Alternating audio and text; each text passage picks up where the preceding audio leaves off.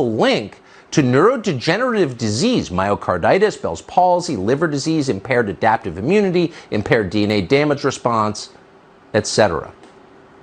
So it's possible, in fact, it's looking likely, that the vaccine might suppress the immune system. This fact, the authors concluded, will, quote, have a wide range of consequences, not the least of which include the reactivation of latent viral infections and the reduced ability to effectively combat future infections, end quote.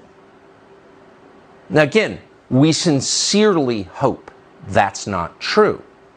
But it's not just the conclusion of one scientific journal.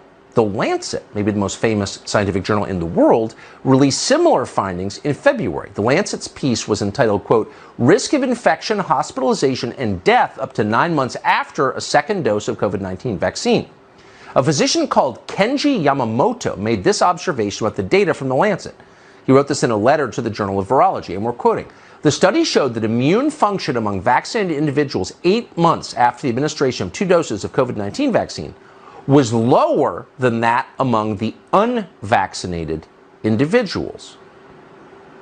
Now your first response, if you're a humane person, to a line like that has got to be deep sympathy. Because people were misled, they were forced. Medical ethics thrown out the window. People were forced to take medicine they didn't want. And some of them may have been hurt by it. And you don't have to take this man's word for it. Pull up the Lancet study yourself.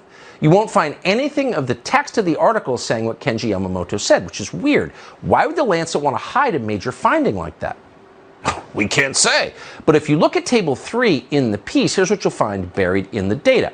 Among people around the age of 80 who have been double vaccinated, that would include people like Joe Biden, the per capita rate of medical incidences, including hospitalizations or death, is nearly twice as high as the rate of serious incidents for the unvaccinated. This is 180 days after vaccination.